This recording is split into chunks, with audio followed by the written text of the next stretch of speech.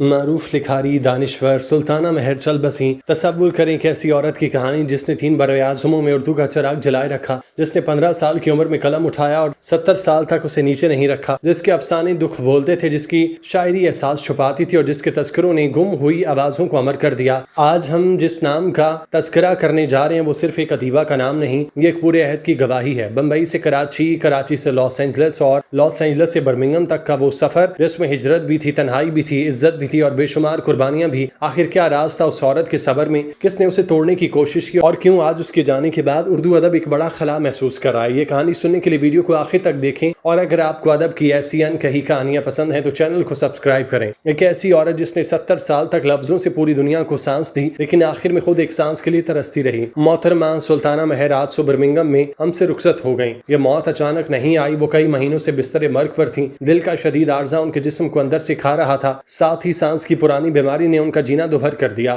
Doctors بہت پہلے ہی ہاتھ کھڑے کر چکے تھے، گھر والوں کو بتا دیا تھا کہ اب امید کم ہے، پھر بھی وہ ہار ماننے والوں میں نہیں تھی۔ دن رات ان کے چہرے پر آکسیجن کی نالیاں لگتیں، مشینوں کی آوازیں کمرے میں گونجتیں اور وہ کمزور جسم کے ساتھ بھی کتابیں پاس رکھ کر اردو کے جملے دہراتیں۔ جسم نے جواب دے دیا مگر روح نے قلم نہیں چھوڑا، اور آج صبح وہ آخری سانس بھی رک گئی۔ ایک عورت جس نے پوری زندگی دوسروں کو لفظوں سے زندگی دی اور وہ خود سانس ہار کر چلی گئی۔ ایک ایسی عورت جس نے اپنی پوری زندگی صرف ایک زبان کے نام کر دی، ایک ایسی زبان جسے وہ بمبئی سے سیکھ کر آئیں، کراچی میں پروان چڑھایا، امریکہ میں تنہائی میں سنبھالا اور برطانیہ میں آخری سانس تک نبھایا۔ آج صبح برمنگھم سے خبر آئی جس نے اردو ادب کے آسمان پر ایک بڑا چراغ بجھا دیا۔ محترمہ سلطانہ اب ہم میں نہیں رہیں، لیکن کیا کوئی ایسا شخص واقعی رخصت ہوتا ہے جس کے الفاظ آج بھی کتابوں میں سانس لے رہے ہوں، جس کی تحریریں آج بھی نئی نسل کو جگا رہی ہوں؟ نہیں، سلطانہ مہر جسمانی طور پر چلی گئیں، مگر اب اردو کے اس وسیع حافظے کا حصہ بن چکی ہیں جہاں وقت کے ساتھ ساتھ لفظ مرتے نہیں بلکہ زیادہ زندہ ہو جاتے ہیں۔ سلطانہ مہر کی کہانی کسی عام کہانی کی طرح نہیں، یہ ایک ایسی لڑکی کی کہانی ہے جس نے 15 سال کی عمر میں دنیا کو بتایا کہ قلم میں کتنی طاقت ہے۔ 6 اپریل 1938 کو بمبئی کے باوقار میمن گھرانے میں پیدا ہونے والی یہ بچی جب 1953 میں روزنامہ انقلاب میں اپنا پہلا افسانہ لے کر آئی تو کسی نے سوچا بھی نہیں تھا کہ یہ 15 سالہ لڑکی آنے والے 70 سال تک اردو ادب کا چہرہ بن جائے گی۔ اس وقت پاکستان بنا ہی نہیں تھا اور ادب کی دنیا میں ہجرت کے زخم تازہ تھے۔ اسی ماحول میں سلطانہ مہر نے لکھنا شروع کر دیا، لفظوں سے زخم بھرے، لفظوں سے یادیں سنبھالی اور لفظوں سے اپنی پہچان بنائی۔ پھر 1959 آیا اور وہ خاندان کے ساتھ پاکستان آ گئی۔ کراچی یہ شہر ان کے لیے صرف ایک نیا گھر نہیں تھا، یہ ان کی یونیورسٹی تھا، ان کا دفتر تھا، ان کا میدان تھا۔ یہی کراچی یونیورسٹی نے انہیں صحافت میں ماسٹرز کیا اور یہیں سے وہ روزنامہ انجام اور پھر جنگ جیسے بڑے اخباروں سے جڑیں۔ جنوری 1965 کا وہ مہینہ جب انہوں نے پہلی بار کالم لکھا اور پھر ان کا مشہور کالم آج کا شاعر جس نے پورے ملک کے شعراء کو ایک چھت تلے جمع کر دیا۔ 10 سال تک انہوں نے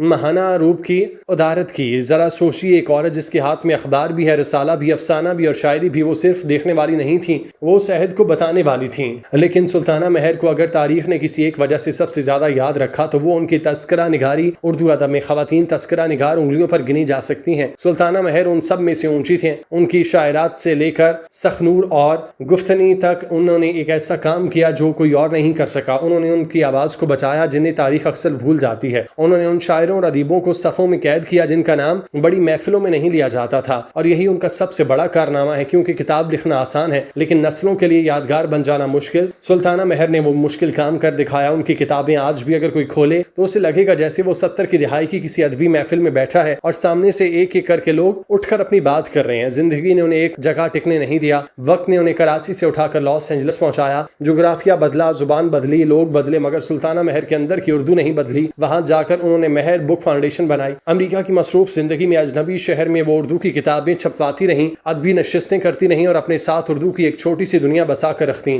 یہ کوئی معمولی بات نہیں، پردیس میں رہ کر اپنی زبان کو زندہ رکھنا، اپنی تہذیب کو مرنے نہ دینا، یہی اصل وفاداری، اور سلطانہ مہر نے یہ وفاداری نبھائی۔ ان کی ذاتی زندگی بھی آسان نہیں تھی، ہجرت کے دکھ، وقت کے امتحان، سب کچھ انہوں نے دیکھا، مگر انہوں نے کبھی اپنے قلم کو نیچے نہیں رکھا۔ اور پھر زندگی کا آخری سفر انہیں برطانیہ کے شہر برمنگھم لے آیا۔ یہاں وہ اپنے شریک حیات جاوید اختر چودھری کے ساتھ رہیں جو خود اردو کے ایک بڑے نام ہیں۔ جاوید اختر چودھری نے ہم صورت گر کچھ خوابوں کے نام سے ایک پوری کتاب سلطانہ مہر کے نام کر دی۔ اس کتاب میں نہ صرف سلطانہ مہر کے فن کا جائزہ بلکہ برصغیر کے بڑے ادیبوں اور ناقدین نے جو کچھ ان کے بارے میں لکھا وہ بھی جمع کر دیا گیا۔ برمنگھم کی اردو محافل میں سلطانہ مہر کی موجودگی ایک روایت بن چکی تھی۔ وہاں بیٹھ کر وہ پرانی یادیں سناتی، بمبئی کی گلیاں، کراچی کے اخبار، لاس اینجلس کی تنہائی اور پھر برطانیہ کی شام۔ ان کی باتوں میں 4 براعظموں کا ادب بولتا تھا۔ آج وہ چلی گئی مگر وہ گئی کہاں؟ وہ بند سپیاں میں ہیں، وہ داغ دل میں ہیں، وہ آج کی شاعرات میں ہیں، وہ ہر اس طالب علم میں ہیں جو ان کے تذکرے پڑھ کر اردو لکھنے کا حوصلہ پاتا ہے۔ سلطانہ مہر ہمیں یہ سکھا کر گئیں کہ زبان کا تعلق کسی ملک سے نہیں بلکہ دل سے ہوتا ہے۔ اس غم کی گھڑی میں ان کے شریک حیات جاوید اختر چودھری صاحب، ان کے اہل خانہ اور تمام دوستوں سے دلی تعزیت کرتے ہیں۔ دعا ہے اللہ تعالیٰ سلطانہ مہر کو جنت الفردوس میں جگہ دے، ان کی خدمات کو صدقہ جاریہ بنائے، اور ہم سب کے لیے ایک ایسا سبق ہے، جو لوگ لفظوں کے لیے جیتے ہیں وہ کبھی مرا نہیں کرتے، وہ کتابوں میں رہتے ہیں، وہ نسلوں کی زبان میں رہتے ہیں، اور سلطانہ مہر اب ہمیشہ کے لیے اردو کی زبان میں رہیں گی۔